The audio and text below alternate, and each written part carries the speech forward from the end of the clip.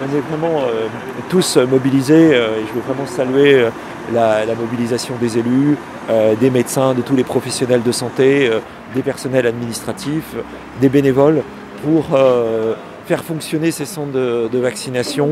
Là, on est vraiment à un niveau très élevé de vaccination, puisqu'on a à la fois les centres de vaccination qui tournent, y compris, vous voyez, samedi, dimanche, donc c'est un effort qui est important, mais sur l'ensemble du territoire, il y a vraiment cette volonté que personne ne soit laissé sur le côté. Au total, sur ce mois de janvier, on aura eu plus de 100 000 doses de vaccins qui peuvent être injectées. C'est évidemment considérable. Il n'y a aucune difficulté d'approvisionnement de vaccins. Il y a des gens qui, évidemment, n'étaient pas encore vaccinés et commencent leur cycle vaccinal. On en a vu, là, il y a quelques cas, par exemple, aujourd'hui ici. Et puis, il y a évidemment beaucoup de gens qui pensent à faire leur troisième dose. Évidemment, c'est important parce que c'est un booster. Vraiment, les scientifiques le soulignent. Le fait d'avoir cette troisième injection stimule les défenses immunitaires. On voit bien qu'aujourd'hui, on est dans une épidémie qui est particulière parce qu'on a à la fois le Omicron et puis on continue à avoir du Delta.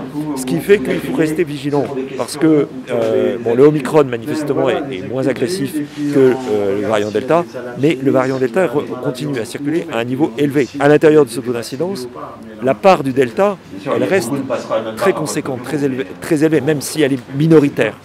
Et donc c'est ça dont il faut vraiment être conscient. On reste en face d'un virus agressif.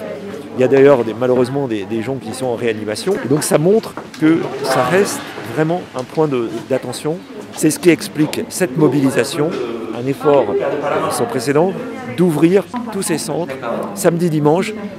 Même s'il n'y a pas beaucoup, éventuellement, le dimanche après-midi, il peut y avoir des gens dans certains centres. Alors, ce n'est pas le cas ici à Vallon, mais c'est le cas dans des centres, par exemple à Auxerre, à Sens. Et c'est un effort qui est considérable, parce que derrière, c'est des soignants, c'est des personnels administratifs qui ont à un moment besoin de se reposer. Eh bien, là, on a vraiment fait le choix de vraiment mettre le paquet pour que les gens puissent avoir cette troisième dose, puissent aussi du coup avoir un pass vaccinal actif. C'est vraiment important que ce soit très largement ouvert, que personne ne soit exclu de cet effort. Et là, nous allons aller à la pharmacie, parce que les pharmacies sont aussi des lieux où on a de la vaccination et on a dans la médecine et on a des tests aussi.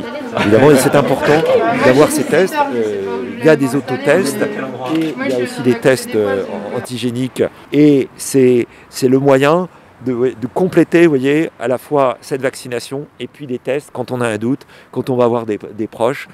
Pour les scolaires, aujourd'hui, on est avec le système des autotests, qui est un système qui est facile, mais qui permet de détecter quand on a un risque de contagion et de pouvoir protéger les autres. C'est la même logique de protéger les autres, de protéger son entourage, avec à la fois le vaccin et puis aussi ces tests.